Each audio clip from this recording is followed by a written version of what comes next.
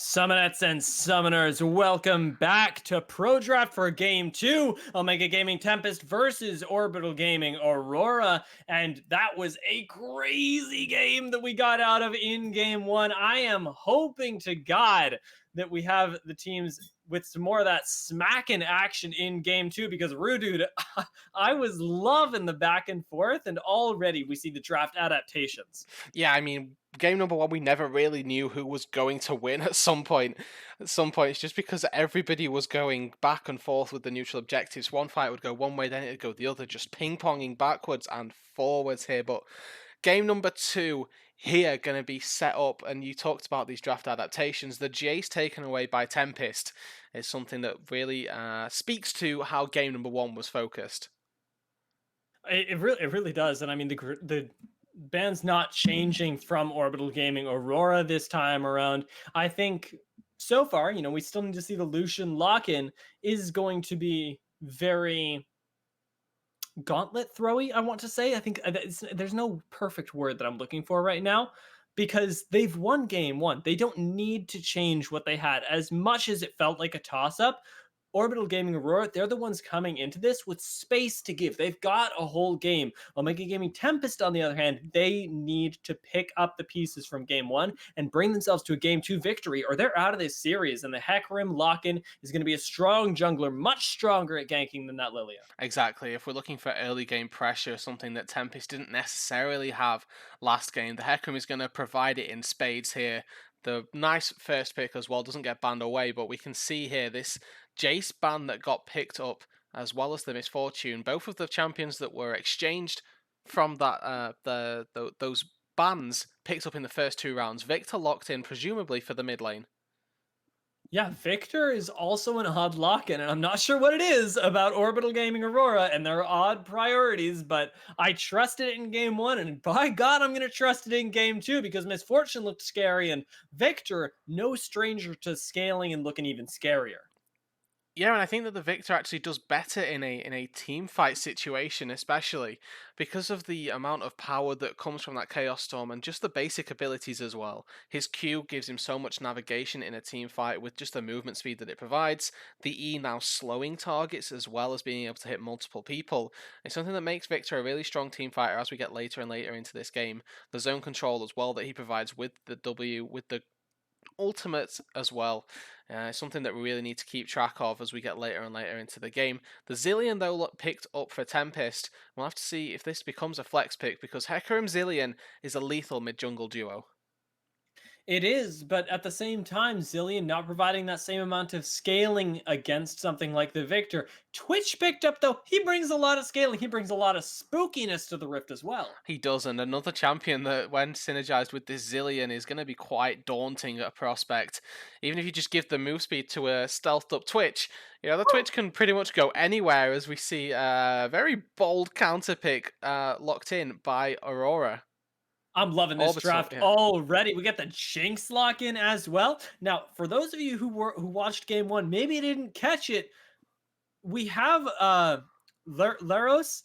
His tag, his club tag is Jinx. So I think to me that already gets me sweating for this game because somebody who really knows their way around Jinx coupled with somebody who clearly knows their way around Morgana can be a very scary lane. And the Twitch pickup is really risky.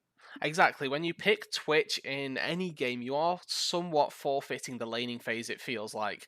If you pick up this Twitch, you're going to be trying to opt for those scaling options, and that just gives Orbital Gaming the option to scale as well, scale with you. Jinx Morgana is a nice little laning phase where you can push in your enemies quite easily using the fish bones, and then when you scale up to the late game, Jinx probably team fighting if not better than the Twitch, definitely on a par with that Runans, with those rockets, can definitely pump out a ton of damage.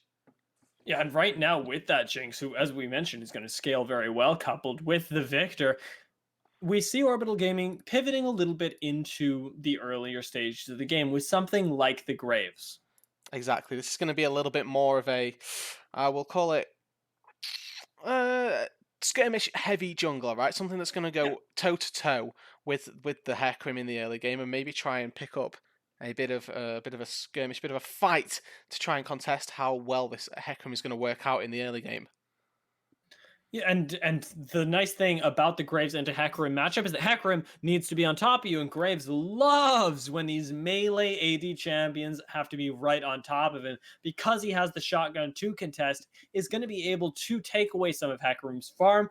Is not as potent of a ganker, but that's really the only area in which Graves falls behind. Other than that, extremely strong. And the Lulu last lock-in for Omega Gaming Tempest. I have heard so much about Twitch Lulu, and it is totally justified because seeing it in my games, this is a disgusting duo. We've just got two different funnel strategies from Tempest right now. We've got Hecarim Zilean going to be funneling this Hecarim in the mid lane with the jungle passive rather, just giving the Hecarim so much experience as well as the zooming ability to get around and get into this backline to make this Jinx's life horrible.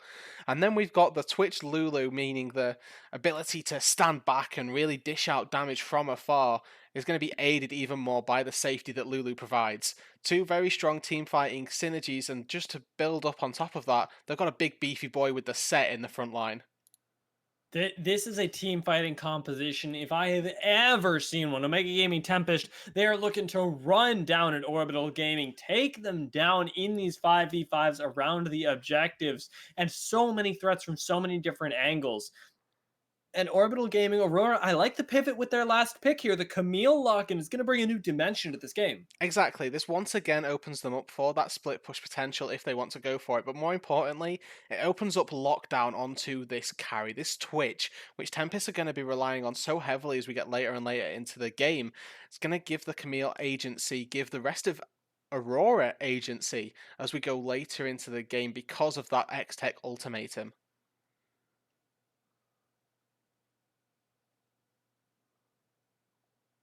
And, that all being said, right, we have to think about these things, such as how the team fights are going to play out, because Tempest have drafted themselves this big team fighting composition.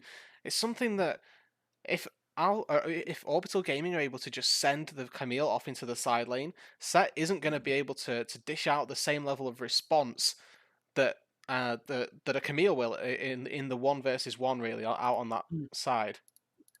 Yeah, and I with those two what is it called? I want to call them side laners, but with the two top laners clashing against each other, it is going to be a real game of how it is that Omega Gaming and maybe Orbital Gaming can manipulate the map, because last game we saw the J split push being absolutely terrifying. And this game, Camille going to be even better at that, even better at side laning, even better at punishing. And Omega Gaming Tempest, they have to find the trigger pulls, they have to find them earlier. And fortunately, with the Hecarim, they have the opportunity to do that.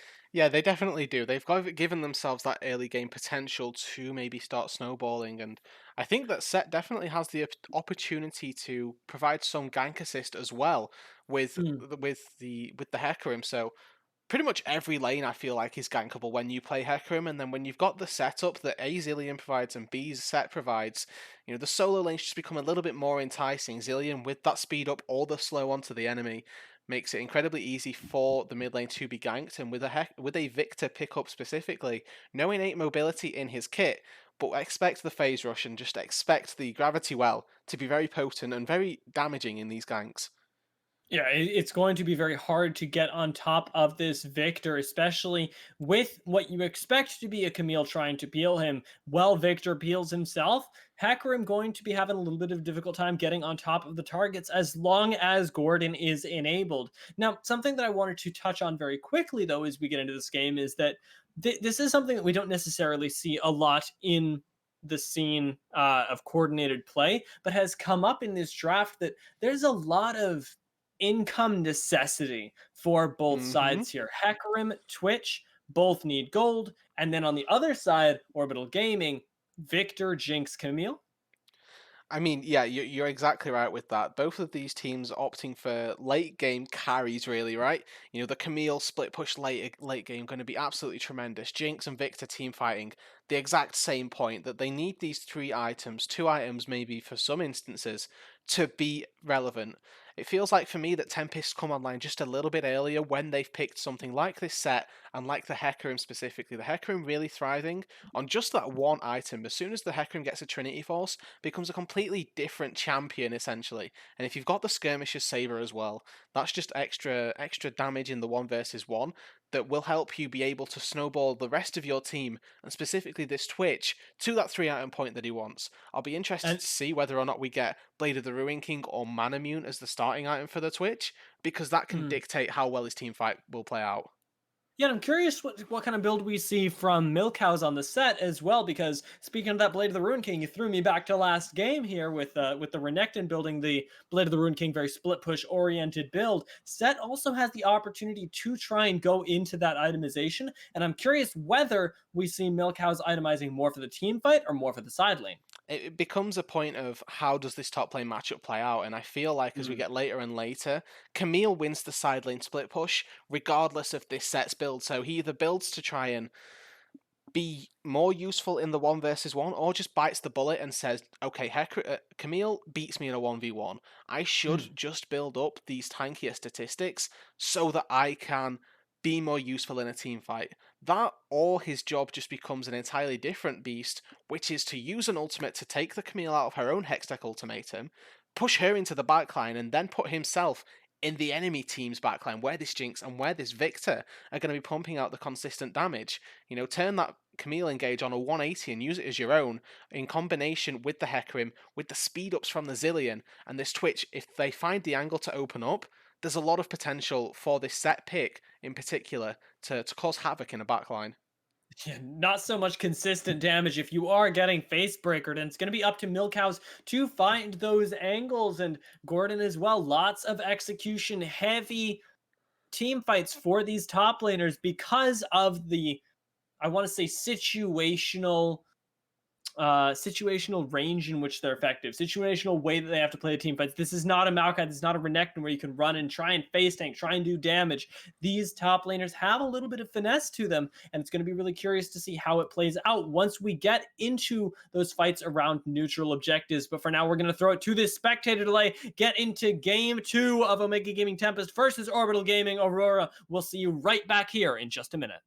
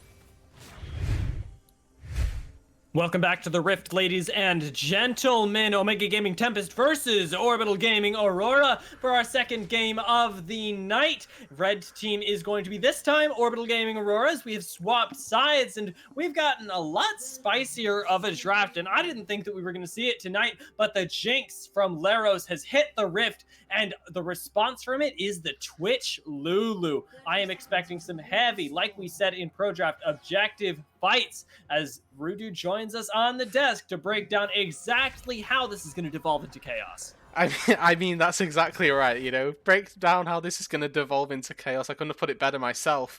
I thought you were going to ask me to analyze how the game was going to play out, and the TLDR, the long and short of it, is that just going to be that Tempest want to skirmish, right? They've picked the Zilean, they've picked the Hecarim. This mid-jungle duo, pretty much unmatched in their synergy in terms of what they want to do. Short of a Zilean Kindred, which has a very similar playstyle, but different factors from the jungler.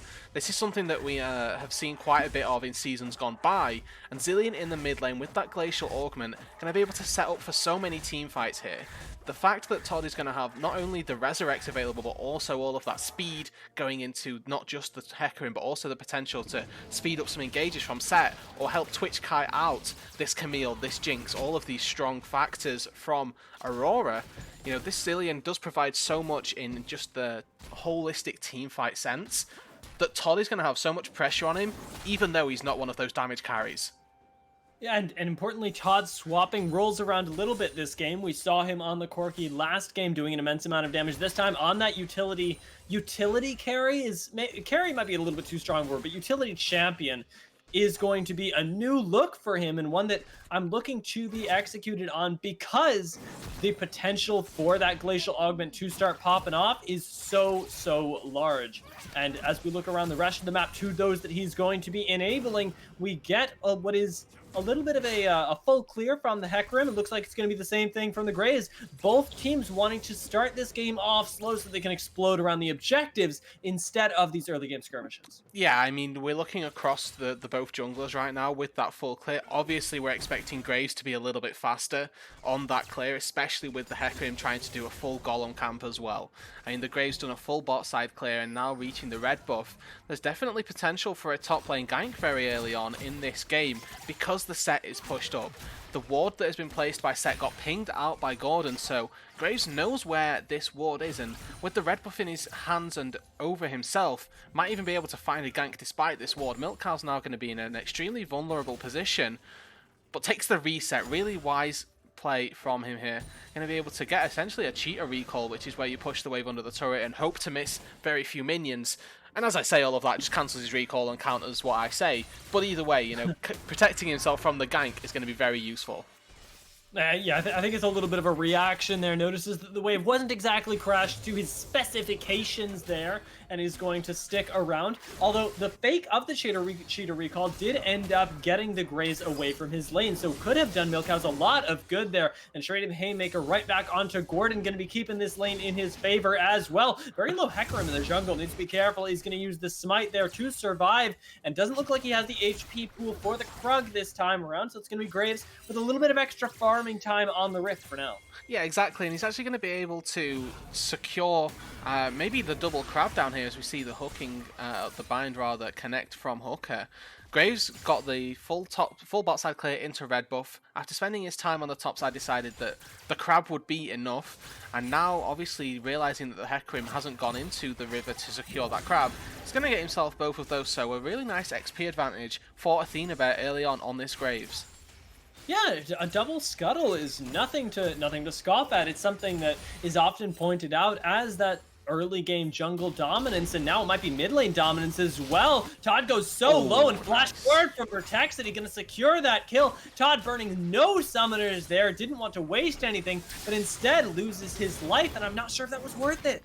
No, I mean, the Texity, you know, that's definitely worth it for the Victor here. The faster you can get that upgrade of the Hex Core is going to mean so much for him. Victor's typically, you know, falling so foul in the early game, 2 not having that 1150 gold, and he takes the recall there. That extra 400 gold cash injection means that he's able to upgrade that laser, able to push the wave clear advantage so heavily. You know, we can look early on in this mid lane, and Zilean struggles with CSing early on just because his bombs can definitely mess up a wave if you find them under the turret, not to mention the popcorn flies out at a snail's pace.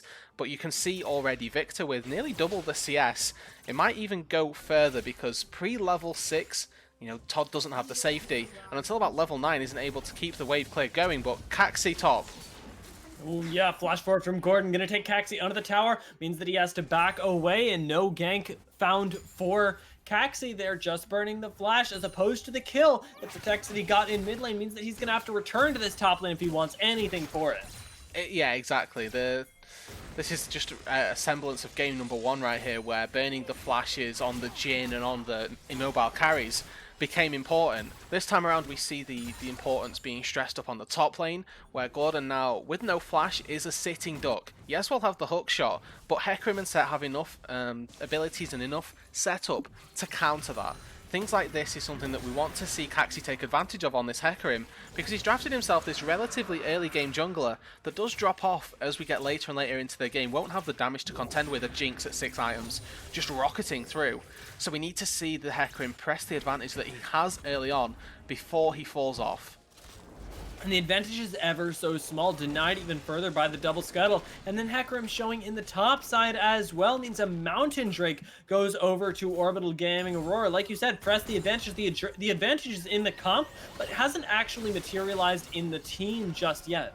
No, exactly, and you know, we can see already in the mid lane right there that the Victor, just at level 6, 3 points in the laser, has enough priority and enough damage to push that back line of minions with the laser. So he's going to be pushing the waves so fast and opening himself up for roam opportunities. And we can see it here, top lane pushed in slightly, and that priority in the mid lane was what enabled Athena Bear to go for this dragon. Knowing that the Victor can roam at any time, that the Zilean had to pick up the lane and pick up the wave minions that were there, means that the Graves has pretty much unlimited priority around the river. And we can see level 6 to level 5 coming through faster for this Graves, whilst he's cycled out enough time to go and get the dragon, is really impactful from Athena Bear early on. And at this point, it's really just the passive from the Zilean would be keeping Caxi, even if anything, it's going to be around these objectives that they need to start picking up advantages. Athena Bear securing the first one denies that a little bit, but we did see Omega Gaming Tempest, they have the ability to pull the trigger around that second or that third Drake once the team feels powerful enough. Right now, though, Todd getting poked out as well, going to deny that power spike even further, and Gordon feeling aggressive in the top side as well, has started winning the matchup in trades against the set. Yeah, I mean, the flash being burned really doesn't mean too much in the 1 versus 1 when he's got this priority. And this ability to just really jump in at a moment's notice.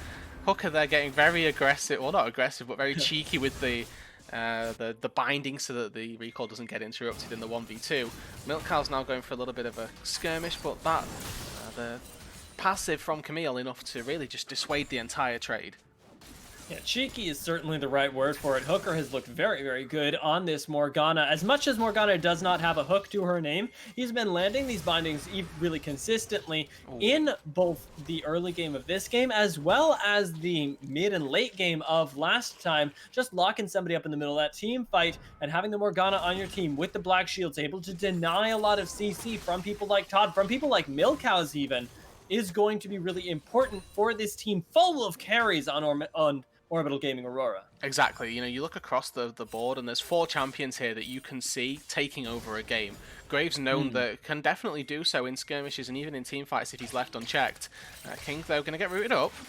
Ooh, very nice traps there. Going to cost King a lot of damage. It might even his life. Is going to be the flash traded away there as he needs to dodge that Mega Death Rocket. Now going to be forced to back as well. Laris, when he finds that angle and finds himself an advantage in the 1v1. Now a plate for this lane as well is going to be rocketing this Jinx even further ahead. Yeah, it really is, and needs to be careful here, does King. Emily not level 6 yet, so doesn't have the wild growth available just yet to provide any safety. Just in 6 as I say that. And Hooker not even level 6 herself, but going to be able to walk on out of this this trade pattern. The recall from Twitch comes through, which means that he's probably going to miss this entire wave, which generates an even bigger advantage down in the bot lane. We can see it right now, Leros is level 7 to the level 6 of King, and this entire wave going to go amiss. Another plate in the Jinx's pocket, and with that on top of the wave, that's essentially a kill's worth of gold being donated over to the Jinx that the Twitch isn't getting. And also with the CS that comes with that closer to the cull popping is Leros when gonna go for the shove onto this cannon wave as well. It might be a little bit too aggressive though, because we see Caxi in the bot side. Exactly, Hecarim with the ultimate available, has the ghost, so no flash there, but the ghost going to be able to get into the back line of Jinx much easier if the gank was to come through, but with adequate vision, Laros and Hook are feeling comfortable to push the wave in, and you can see it right now. They know that the potential of a Hecarim is there, and even with that vision, paying the adequate respect and not having to burn their summoner spells. Right, yeah, right now it's going to be the bot lane playing very, very well here, and 25 seconds on the Winddrake means that Laros, when not backing, actually could be rather large here. Channeled the back and didn't end up going for the item, wants to stick around perhaps for his cull. Exactly, he's going to need another minion from another wave before that cull comes through, and waiting for all of that on top of a reset, on top of picking up your cull stack, means that they're not going to be there for the spawn of the Cloud Drake, and it looks like the rest of Orbital Gaming are well aware of that. Athena Bear's gone up to the top side, is actually dealing with the crab before the herald, so to speak, so, you know, they're recognizing where they're waiting for advantages, and with the cull pop now, we have to imagine that the Jinx is going to go back, pick up that Infinity Edge, and then be in a position to start taking some fights here. But looks like this Cloud Soul going to go uncontested in favour of Tempest, and given that it's just the singular Drake, I don't think that Aurora are going to be too worried about it. And importantly, it's the Cloud Drake as well. Graves being up towards the top side, trading away, indicates that this is intentional from Orbital Gaming Aurora. This is not a misstep in their game plan. They recognize they don't need that dragon, and they give it up for the additional Rift Herald and the potential that that brings with it. Exactly, and you know, one Winddrake for Rift Herald, that's definitely favourable for Aurora, because that Herald is going to mean so much more in terms of gold value. Generally it means two plates, but Milk Cows is going in quite aggressively topside. Yeah, he's building that Blade of the Ruined King. Wants to take this fight. Has the Haymaker available as well with the Hextech Ultimatum. Gonna dodge out on the damage. Athena Bear, he needs to clean this one up. Salvage the solo kill, and it looks like he'll be able to shotgun to the face of Milk Cows. Will take him down in a 1-for-1 across the map. Protexity, though, looks like he might be changing that really soon. Chaos Storm, not doing quite enough just yet, but is starting to turn the fight around slowly. Caxi needs to be dealt lethal damage to secure the ultimate from Todd, and now the stun there from Todd is going to lock up Athena Bear for a potential second kill. Is looking for the shotgun shots onto the horse, but won't be able to find them just in time. 100 health left on the Centaur in the bot side, but in the top side, but in the bot side, we have the Jinx racking up even more gold. Exactly, this Zilean Hecarim combination coming to full force right now. Just the Phage in the inventory for the Hecarim and the Rod of Ages for the Zilean. It doesn't matter how much CS you're getting on this Zilean when you're putting all of your resources into the Hecarim. The Chrono Shift coming through, meaning that Hecarim, even though takes that lethal damage, is able to respawn, and then as soon as the Grave comes in, isn't able to fully duel out the Hecarim and the Zilean combo. The Glacial Augment as well doing a substantial amount of work, but now we could see a fight down on the bot side. Yeah, teleport channeled, and Laros, when slowed up, means that he's got to flash away here, but no actual engage from Omega Gaming Tempest means they burn those cooldowns just to get the flash out of the Jinx. The focus on this bot lane is going to be a gamble that they're taking, and will they take it again? Emily is going to be chunked out here, is going to be forced to flash away from the Mega Death Rocket, and another teleport into the bot side. The resources abound, and Orbital Gaming Aurora, they are absorbing them all. Yeah, I mean, the teleport does get cancelled up on that top side, I believe. Milk House channels it, and the hook shot, presumably from Gordon, was able to prevent it, but this could be another pick. I think it just might be. The trap's going to be enough to lock up King. He does not have the space to camouflage. And now Emily going down as well. Athena Bear, he grabs the assist for himself with the smoke screen. And Laros, when this is a huge problem here. Rift Herald in the bot side as well. Gonna secure the tower. And this Jinx is going to get the first tower gold along with the Graves. There's so much damage that's going to be on the side of Orbital Gaming Aurora once they reset. Yeah, and I mean, we've talked about these double funnel style comps that Tempest have drafted for themselves. This Twitch and Lulu don't do the same level of damage that the Hecarim Zillion will do early on.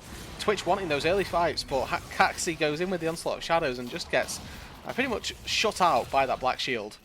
Oh, that Black Shield looks really, really good. Hooker. That was the cleanest Morgana Black Shield I've seen in my life. I feel like I always struggle to hit them at just the right time. I got to do them preemptively. Hooker, he has got this to a T, lands it exactly when the knockback would be coming through, denies the fear, denies the displacement onto the Jinx, and importantly, saves the life of somebody with a 150 gold shutdown, the real centerpiece of Orbital Gaming Aurora's comp right now. Exactly. I'm so happy you brought it up because this just goes to show you, right, in these lower level games, right, this is a gold average league here that comfort is so much more important than style and than the meta necessarily, because Leros on this Jinx has the Jinx tag, right?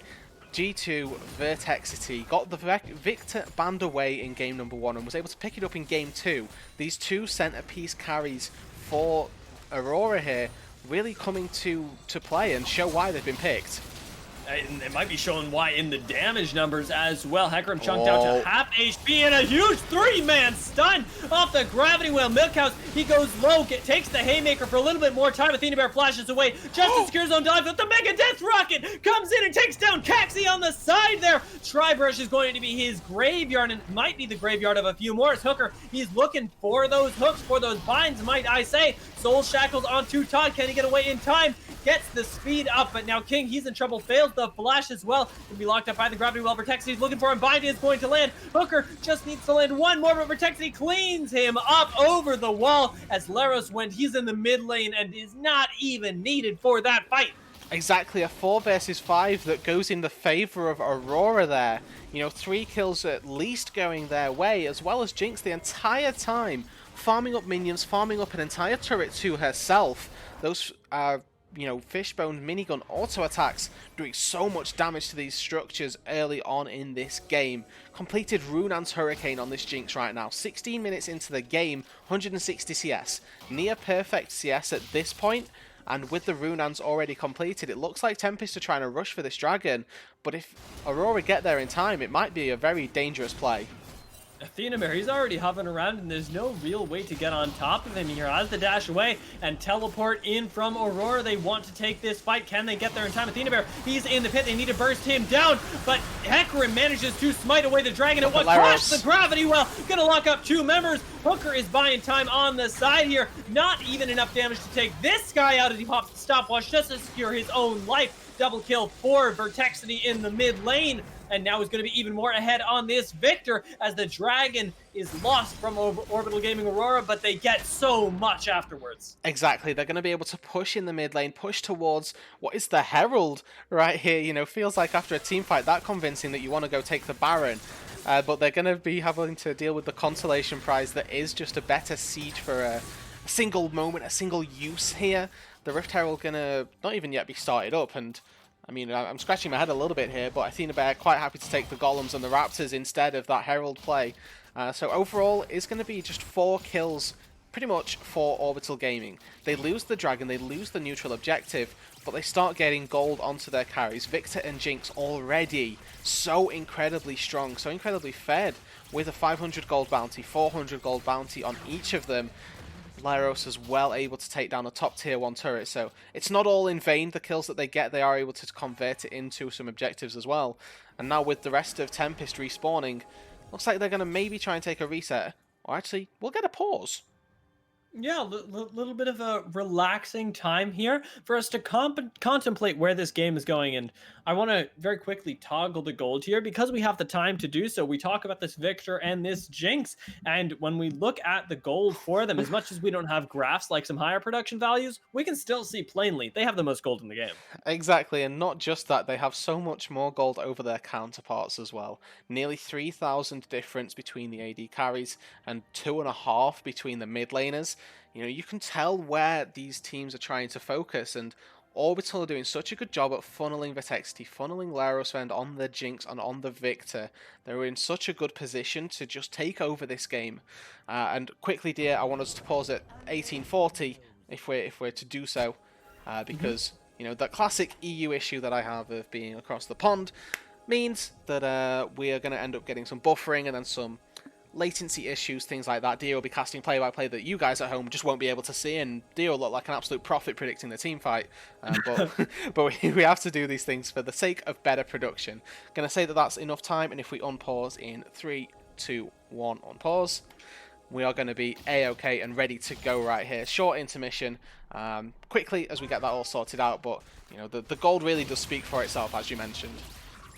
Yeah, we'll call it a breather after a breather as we get back into this game. And you had touched on a point that I think is really important and that I want to bring up again, but in the context of the series this time, because comfort is playing such a huge part of Orbital Gaming's success right now. You mentioned the Victor, the Jinx, and honestly, even Gordon on the Camille. Everybody has looked so good this game, and yes, it's easy to look good when you're ahead, but I think it requires applause nonetheless. But it's important to note this started in the draft when so many of the picks, or when so many of the bans from Omega Gaming Tempest had to change. Exactly, you know, they take away the misfortune and the Jace from Aurora this time around, and we can see why. We can see why Tempest took away the Jinx or took away the Victor and took away, you know, so many power picks from Orbital in game number 1. This Victor is just doing so much work, and they didn't ban away Jinx in game number 1, but getting rid of the Misfortune as, you know, Lyros is like, okay, well, you've banned my Misfortune, now I have to pull out the Jinx. That level of just, you know, brashness to go, well, you banned my good pick, now I'm going to show you my OP pick. This is what you do in solo queue, right? You know, you're trying to practice your Alawi top, and somebody bans Alawi, and you're like, all right, well, let me show you my Tryndamere for a second. The tried and tested, exactly. They will never ban Alawi again, I guarantee, because the Tryndamere is that much scarier. And right now, it's looking like not only for Omega Gaming Tempest, potentially in the rest of this series, because they are able to pull it back with their composition if they get to their item points, but anybody has to be afraid of Orbital Gaming Aurora's Jinx on Leroswend as they continue into the rest of Last Hit God's Tournament. Exactly. I mean, these are, you know, staple games in the regular season, but things that teams need to be cognizant of as we go later through the tournament, that, you know, showing up on things like the Jinx, on things like the Victor, these atypical picks, opens up their champion pools even more so. And we can see right now that with these 2.5 items on the Jinx, they have no issue trying to burn through this Baron.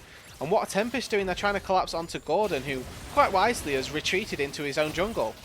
Yeah, he's just walking himself away, and this Baron at 400 health now going to be smited and taken away. A sneaky Baron at just the 21-minute mark. Started up basically as it spawned. Means that another 300 gold goes into the pockets of the members of Orbital Gaming Aurora, and they get themselves the temporary buffs that Omega Gaming Tempest capitalized so well on in Game 1.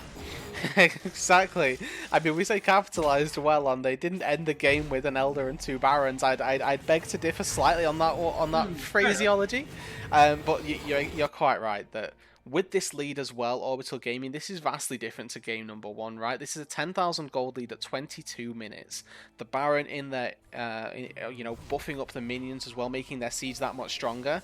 I think this is going to be an entirely different style of game, and for me, you know, with a couple of outer turrets still remaining, or inner turrets rather still remaining, the macro game from Orbital becomes very clear. Just secure your turrets, get the Drake here, and make things around the map happen with that Baron.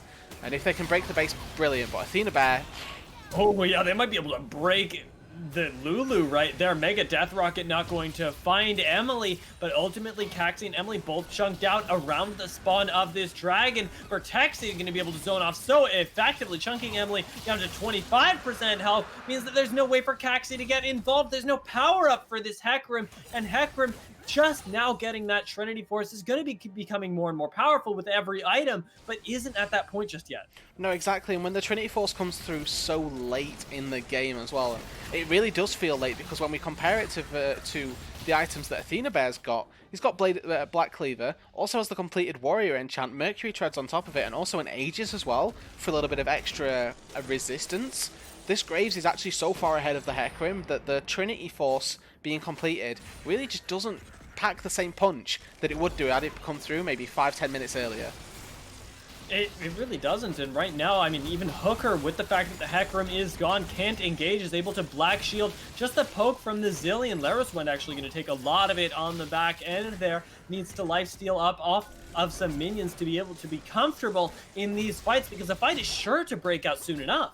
I mean, you'd have to think so here. Looks like Orbital Gaming trying to transition their pressure down to the bot side. Milk Cow's stepping forward aggressively, but the zone pressure from the Gravity Well going to mean it's going to be quite dangerous for Tempest to go in, and I'm holding with bated breath as they break the base open. Caxi can't even approach right here onto the solo Victor because there's so much zoning, there's so much strength, and there's not enough power behind this. Gordon, he's feeling confident, just the turret dive. Athena Bear as well joining him here. This is the fight we were looking for, and there's the charge for it. Onslaught of Shadow fears 5 members, but it's still going to be the turret going down. Finally, the Camille gets traded back, and Twitch gets his first kill of the game, but it is just that as they lose both the mid lane inhibitor as well as the inhibitor tower. Looking for Murray's Caxi, but he will go down. Leroswend now, he's excited, wants to chase down Emily, gets the slowdown, and he might be able to find this Lulu flash forward. Will get the Jinx excited once again. Double kill for her. Can it be more? It is just going to be more, but it is going to be in the form of the inhibitor, as 4 members of Orbital Gaming and Aurora, they take down the second third of the base of Omega Gaming Tempest, and then they back out. Exactly, this is really well played by Orbital Gaming right now, and it looked like Tempest had dissuaded the push onto the inhibitor. You know, they take down Gordon, and Orbital Gaming look like they're quite happy with the trade of an inhibitor for a Camille. But then the Hecarim, Caxi chasing just too far forward, and we talked about the item build, doesn't have any resists particularly to deal with this Jinx, just a Ninja Tabby. But Ninja Tabby versus 3 items and a Jinx and a Victor as well. You're just going to get absolutely melted. The time he spends dancing around the devastating charge, deciding his target, is enough time for Vitexity and Leroswend to really pick him apart. You know, the Lulu shield isn't really enough either to keep him safe, and really well played by Orbital to get themselves another objective out of what really should have just been the one. Yeah, and a game where you're behind means that you do not have the luxury of indecision here, even on a Hecarim with so many people behind him, so many people cheering him on, the Lulu and the Zillion. They just want this man to succeed, but you have to be able to find those angles instantly because of the deficit now cresting over 10k gold that Omega Gaming Tempest have found themselves in. It is such a hard game to come back from that Caxi is not the only one who needs to step up here. King, D, and Milk Cows, they need to be finding the perfect angles. Yeah, I mean, you say perfect. You know, there's always this 1% chance where the team fight goes in the favor of Omega Gaming Tempest here, but when you're 12,000 gold behind, it needs to be that exact play where you have maybe one single play to make, and if you falter on it, if you fail even the minutest of details, it's just not going to be enough. And Emily is caught here. Yeah, failing in the minutest of details. Super Mega Death Rocket gonna chunk her out. Gets Jinx the kill assist as well, but Vitexity is ultimately the one that picks that up. Those details include the positioning, my friend, and unfortunately can't even be warding in your own jungle right now. No, and look at the macro game from Orbital here. They send the Jinx, send the Victor, these strong side laners or strong turret pushers to go, but Gordon's caught in the base. They need to collapse onto this Camille, make it worthwhile, but the Hecarim, he's already gone down. King D is going to get the ultimate, and Athena Bear might be punished for this. Look at the top side of the map, though. Athena Bear, he loses his life, but what else is going on? Oh no, King falls to the minion, so it's a 2 for 2 in a 5 versus 2 in favor of Orbital Gaming the entire time. Leroswend, Vitexity, and Hooker on the top side of the map. They're taking the rest of the base. That's now 2 inhibitors down to 3 inhibitors gone for Omega Gaming Tempest right now. Leroswend full HP and full agency to start whacking on these Nexus turrets if they feel comfortable. Has the rockets for the extended range as well, but it might just be Omega Orbital Gaming Aurora backing off here. 10 seconds on the Twitch means that they can reset, get more items on this Jinx, and prep for the next push and the next objectives. Exactly. The next objectives really should just be a matter of formality here for Orbital Gaming. They're going to be able to secure this Infernal Drake, which puts them to Soul Point, and then going to be able to walk up, take the Baron as well. Likely going to see the reset come through here because of all the objectives they've taken already off of this push. spend that gold, get themselves in a position to be as strong as they can, get the Baron, look out on the map, and close out this game in a pretty convincing style. With 3 inhibitors down and pretty much Baron at your mercy, there shouldn't be a world for Tempest to come back into this game. No, assuming that this is played correctly, we should see Orbital Gaming walk away with the win today, as Vertexity teleports into the bot side, wants to apply a little bit more pressure, as he's just getting a little bit more gold in his pocket before Laros, Wend, and Hooker, they show up to this Baron. After securing a red buff, they've got the time, because what really matters here is not the speed, it is the quality. Exactly, dotting your I's and crossing the T's here from Orbital Gaming, picking up all of the minute or all of the little scraps that they need to be able to close out this game in the most convincing fashion possible.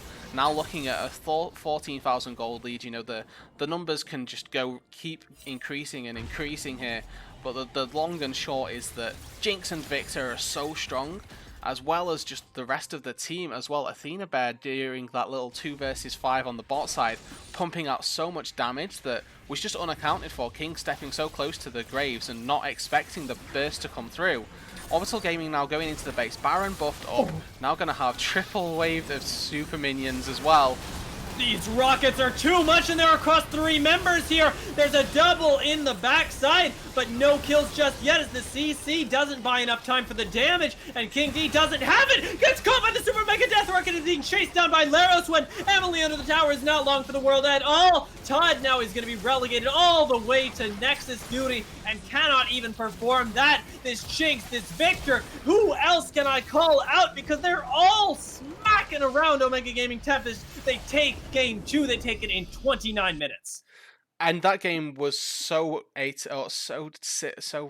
different to the game number 1 that we'd seen. Tempest coming out swinging in game number 1, but Aurora coming out swinging harder in game number 2. Absolutely massive plays from the entirety of the Orbital Gaming roster. And we talked about how the 1% team fight would play out. Tempest found it. There was a massive onslaught of shadows with a nice Zillion combo on top of all of the set damage as well. But the gold differential was just far too massive, and a really nice zoning Victor placement from Vertexity kept the Twitch from pumping out the damage that they needed to just layer on top of all of that CC in order to make the team fight stick. You know, the ability to kite back, reassess the situation from the Orbital Gaming roster meant that they were able to push forward and use those Baron minions, and on top of all of the just raw damage from their roster to close out the game. Yeah, it was really that gold and even the level difference that bought them the space that they needed. Being able to, like you said, with that small health advantage, with the damage advantage, be able to buy themselves space. And Vertexity, those gravity wells were absolutely massive, not just in that fight, but across the game, but were placed very intelligently to be able to find these small plays, find these small misposition forces from Omega Gaming Tempest and Orbital Gaming Aurora. They look really good going into week 4. It's the first time these teams have faced up, and they look incredible. They really do. Orbital Gaming displaying just how strong they are when they get these comfort picks in game number 2, and I feel like game number 1 as well showed off some of Tempest's highlights as well, their ability to secure neutral objectives and unfortunately not maybe close out with them as well as we'd like to see, maybe showing some growing room for them to go through. So there's definitely things to work on for both sides, because Orbital Gaming, looking at these games, they wouldn't want game 1 to have been as close as it was. Mm-hmm. And I think that is sort of what we brought up at the tail end of game 2 as well, is that the speed doesn't matter, it is the quality, because last game we saw the game be extended so long by Omega Gaming Tempest, who were playing really well from the back foot.